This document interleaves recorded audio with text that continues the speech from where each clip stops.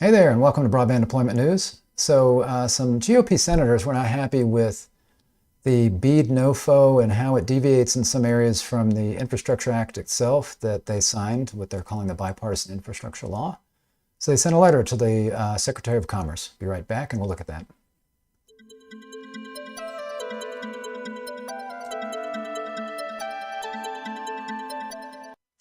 Hey there, thanks for joining me. This is Rick Usey with Broadband Deployment News. As I mentioned, basically it was Susan Collins and Rob Portman that were the main signatories on this. But they also, and here's the website, it's on Susan Collins' website, basically kind of the press release about this letter, and she goes through some of the things that they talked about. I was going to go ahead and look at the actual letter, which you can download right here, and I will link to this.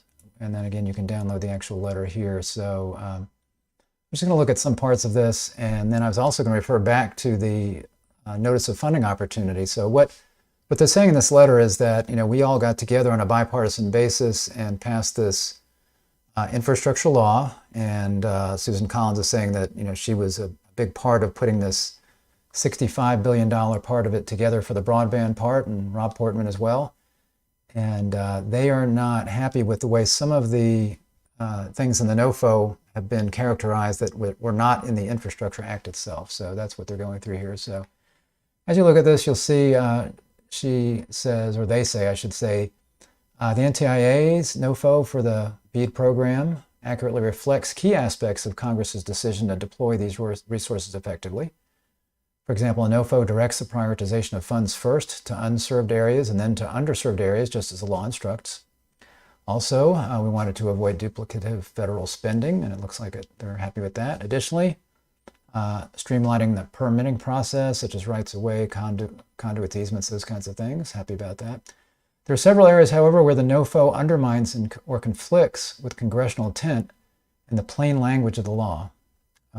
And she goes through, I say she, again, this is they, and this is, there's 13 Republicans that we'll see at the bottom of this who signed on to this. And these, by the way, are not your most conservative Republicans. So these tend to be kind of your middle-of-the-road Republicans for the most part. And in the case of somebody like Susan Collins, and I think Rob Portman, maybe some of the more liberal people in the Senate. Mitt Romney signed on, for example, so not your really conservative Republicans here. So they mentioned rate regulation. First, we established, and that's probably, by the way, because the really conservative Republicans did not sign on to this at all. So these would be the senators, let's say, who signed on to this to actually pass this legislation. First, we established the Affordable Connectivity Program.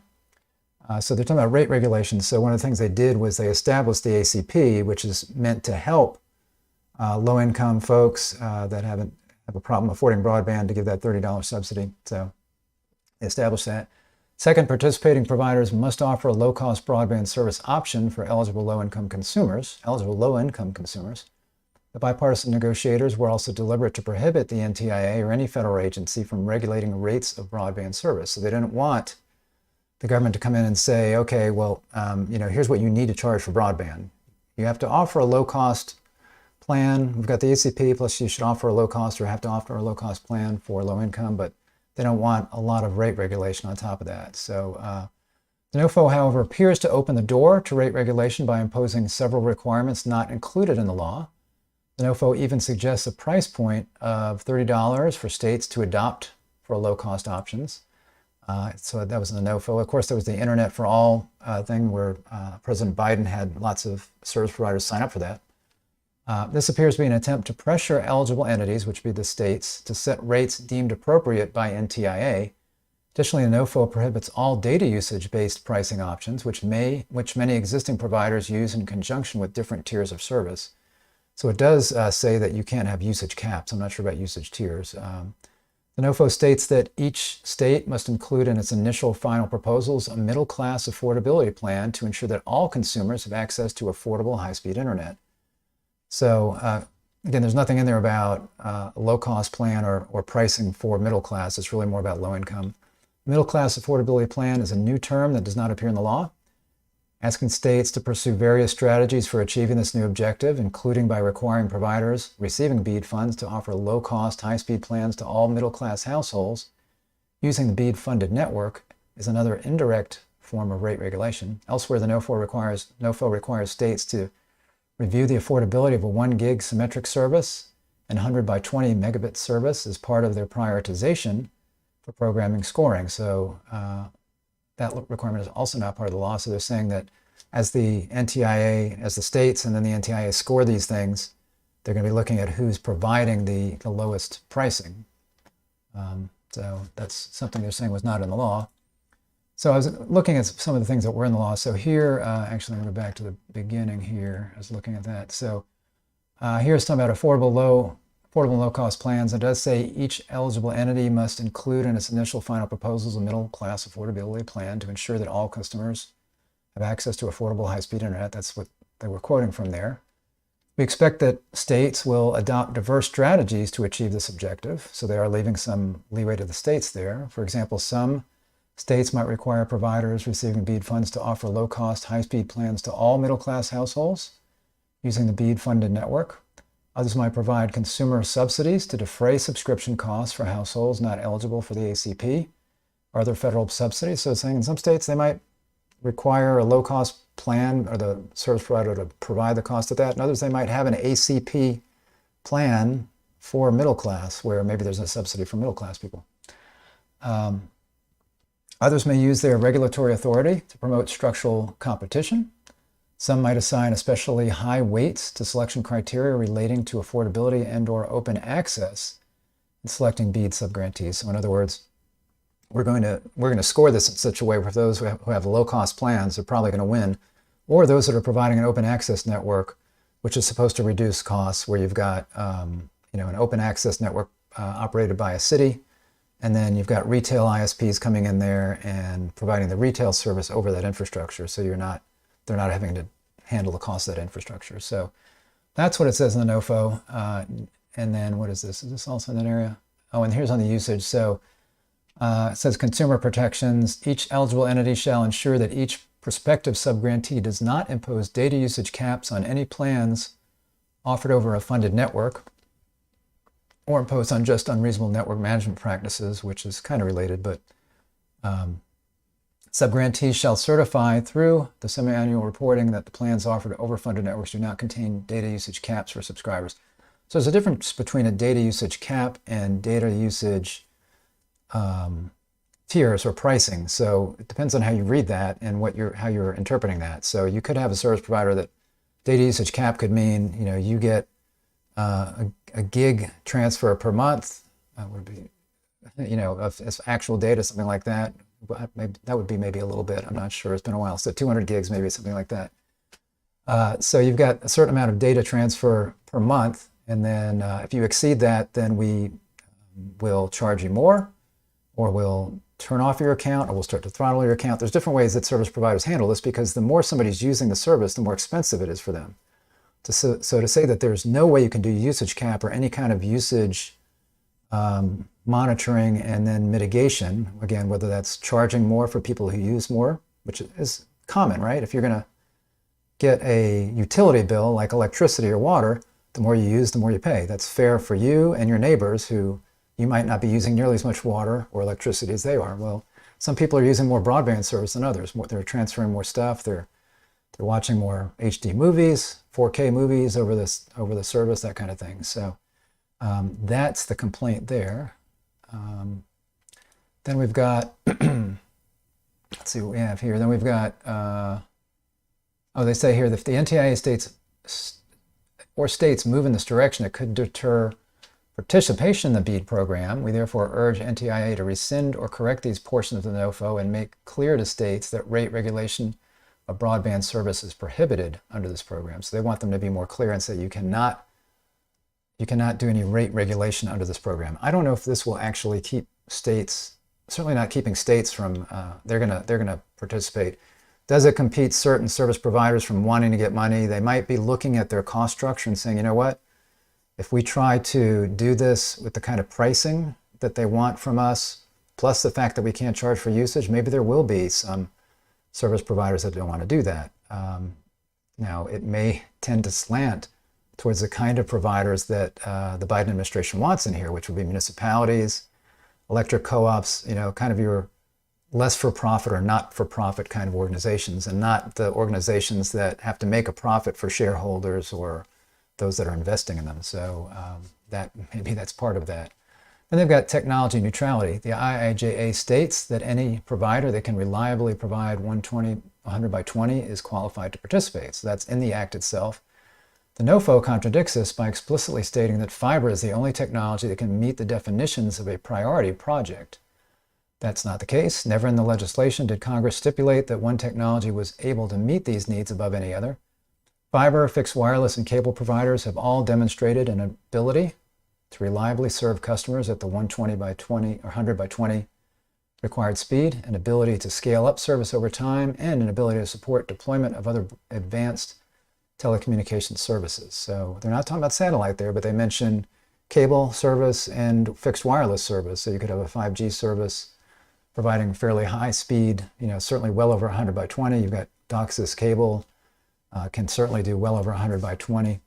So that is the complaint there. And again, from the actual NOFO, it says priority broadband project. Here's how they define that: a project that will provision service via end-to-end fiber optic facilities to each end user premises. So they specifically say that they're going to prioritize fiber.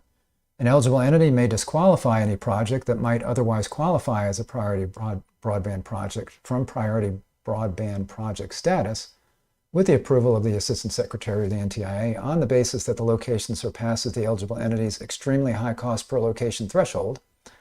So what that is each state can come up with a extremely high cost threshold that says, in these areas, this is going to be really, really high cost to try to do with fiber. So they're going to want this ability to say that in those areas, other technologies can be used, and that it doesn't have to be a priority broadband project, basically. So there is some leeway there, but there definitely is a thumb on the scale here for fiber that was not in the original act, according to what they're saying in this letter.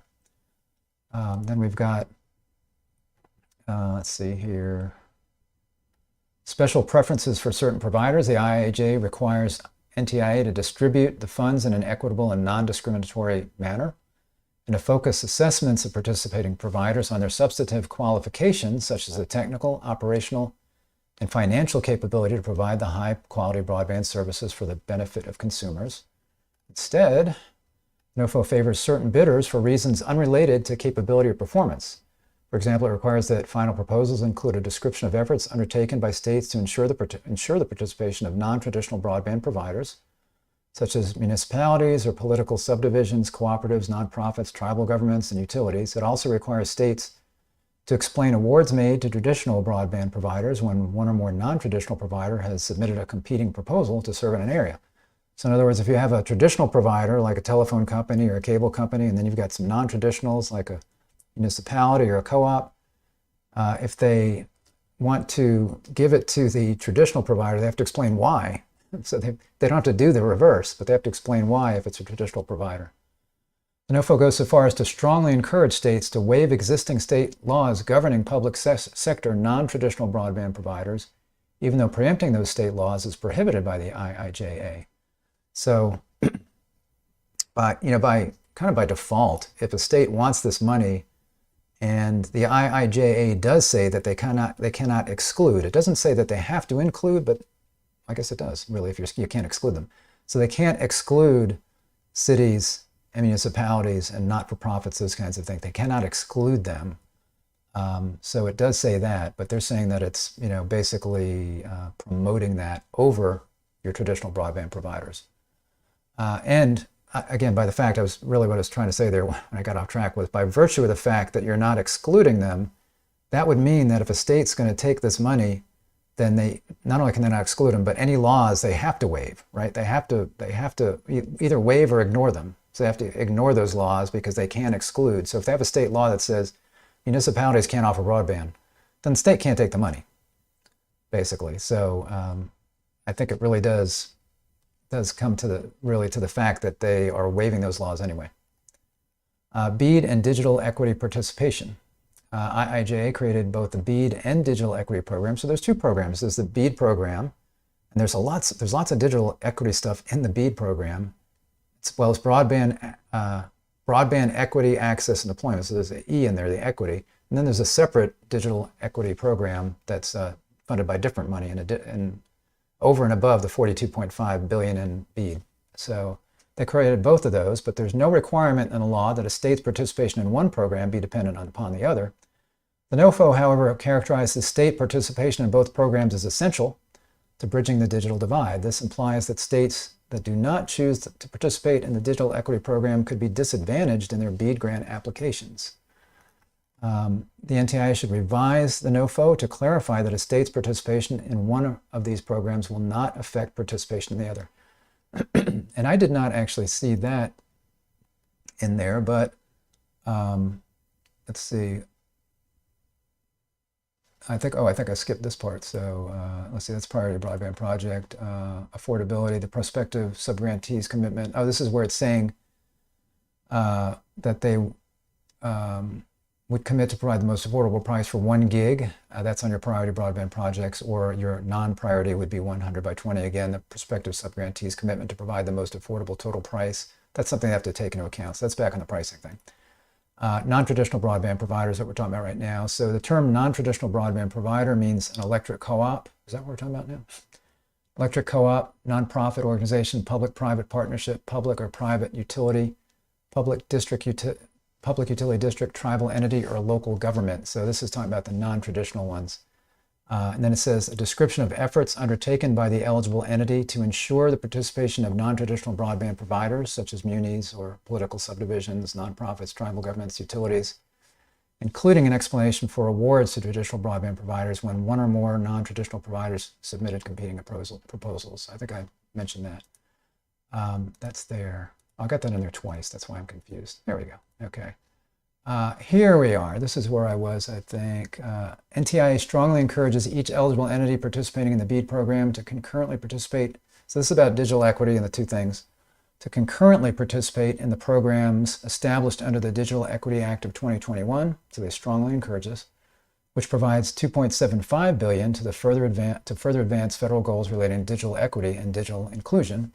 Just as the BEAD program begins with a 5-year action plan, the Digital Equity Act begins with state digital equity planning grants, which is the subject of a separate NOFO. The 5-year plan, action plan that an eligible entity develops for the BEAD program should therefore incorporate the eligible entity's state digital equity plan, as an eligible entity cannot have a 5-year action plan that does not address digital equity.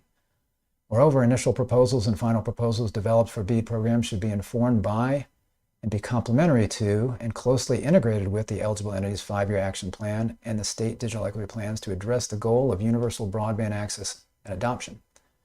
Eligible entities should ensure coordination between BEAD planning teams and state digital equity planning teams, and should establish a formal and direct communication and collaboration pathway between the teams. So they really are trying to, it is like they're trying to encourage people to participate in both, and they're saying if you do participate in both, you need to make sure that there's strict, very close coordination between the two to not duplicate efforts. So I don't know if I'd say that it's the way they put it here, that it implies that they have to do one. If they do one, they have to do the other, but they do definitely encourage that. Workforce preferences. We agree with the NOFO requirements that states should ensure that participating service providers are compliant with federal labor and employment laws. Many obligations set out in the NOFO, however, go far beyond those objectives. For example, a NOFO authorizes states to prefer or even mandate a provider's use of directly employed workforce as opposed to using contractors and subcontractors. It's been widely reported that expected shortages in skilled technicians and other workers could delay broadband deployment. So I know there's a lot of service providers, a lot of people are raising their hands on this one. Yeah, this is going to be a challenge for us.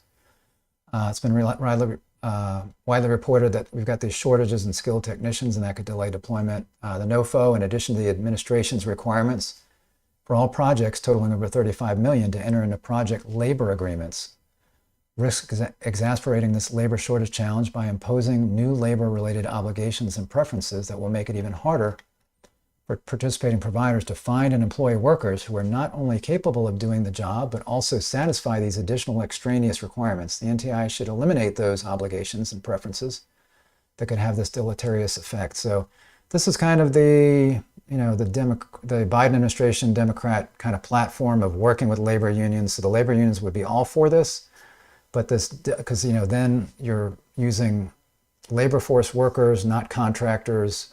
But this again is going to be a challenge for service providers. So I think a lot of people that are having to actually make this happen would agree that this is a challenge for them.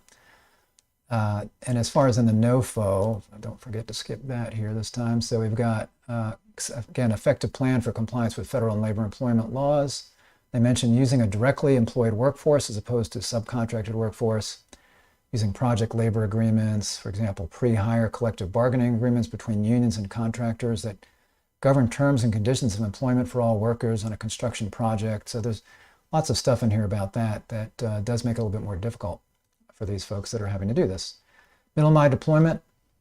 The NOFO permits the use of BEAD funds to deploy middle mile infrastructure in order to extend service to unserved and underserved locations, but also requiring participating service providers to accommodate requests for interconnection outside of the planned deployment of such projects. This requirement is beyond what's in the statute and will discourage deployment of the very facilities necessary to bring service to these unserved and underserved locations. The IIJA includes the separate middle mile grant program to meet these interconnection needs. So that's talking about this here, interconnection requirements and wholesale access. An eligible entity awarding funds for construction of middle mile infrastructure shall require the subgrantee, so that's the state requires the service provider via contract or other binding mandate to allow such interconnection at any technically feasible point on the middle mile infrastructure network without exceeding current or reasonably anticipated capacity limitations. So that it might be that any point on the network that's causing some heartburn there for them. Unnecessary burdens in the NTIA review process. NOFO creates a complex 9-step iterative structure and review process that is likely to mire state broadband offices in excessive bureaucracy and delay connecting unserved and underserved Americans as quickly as possible. And again, I can see a lot of hands going up for anybody that's reading this letter and saying, yeah, I agree here. For example, the planning sections on climate resiliency and system hardening for the useful life of the fiber contain multiple layers of research, reporting, and justification that are typically well beyond the focus or expertise of state broadband offices, not to mention burdensome, period. We're concerned that these extraneous processes and reporting burdens will cause unnecessary delays in broadband deployment for little corresponding benefit. We therefore urge NTIA to remove any non-essential bidding processes and research and reporting requirements, and instead focus on rules that prioritize swift review and deployment. So in other words, focus on what this is supposed to be about, which is broadband and not climate. So it's kind of like the Inflation Reduction Act that does nothing for inflation, but really is all about the environment. They're saying, take the environmental stuff out of here that doesn't need to be in here, that's going to be a burden, because what this is really supposed to be about is broadband and not that. And if you look in here, if you just look for climate in this NOFO, it's all over the place, but here's just an example in here. All right, there, climate resilience. At present, weather and climate-related risks to broadband networks include wildfires, extreme heat and cold, inland and coastal flooding, and the extreme winds produced by weather events such as tornadoes, hurricanes, and other weather events. This is true, period. I mean, this is just the reality of the world we live in. These things, we're always subject to these things. Because retrofitted and new infrastructure for broadband might be expected to have a lifetime of 20 years or more, states must account not only for current risks, but also for how the frequency, severity, and nature of these extreme events may plausibly evolve as our climate continues to change over the coming decades. So they're saying the states and everybody needs to be thinking about, okay, well, what's going to happen with the climate? How do we need to plan when we get more tornadoes and hurricanes and whatever else they're saying is going to be an issue in the next 20 years that it's supposed to be the lifetime of this network. Future projected climate change is expected to continue to result in higher seasonal temperatures and an increased likelihood of extreme heat events, higher risk of wildfires, more intense rainfall events, sea level rise and coastal inundation, permafrost thaw in Alaska, and potential for stronger hurricanes when they do form, and other climate change related impacts. So this is a burden for those that are, it's taking a good portion of the money, planning money and those kinds of things that are going to be going to the states to have to figure this out when it's really not about broadband, because again, these are things we need to deal with anyway. So as providers are putting in their infrastructure and their fiber, whatever it is, they need to be thinking about tornadoes and hurricanes and rain and floods and those kinds of things. And they need to be prepared for that. But to try to prepare for any significant changes in the next 20 years, if they prepare for what's going on today, they'll be, I think, prepared for the next 20 years. So this to me is, as the letter said, a burden that they have to do that's going to have little, if any, effect, for little corresponding benefit. So she started out by saying, hey, there's lots of stuff in the NOFO that's good. And then she ends by saying, I say she, again, this is not just Susan Collins. There's much to applaud in the NOFO, and we commend you, Assistant Secretary Davidson, he's at the NTIA, and the rest of the Department of Commerce on this monumental work. And then again, this is Susan Collins, Rob Portman, Roger Wicker, James Risch, Michael Crapo. Some of these I don't know. Senator Grassley, obviously know.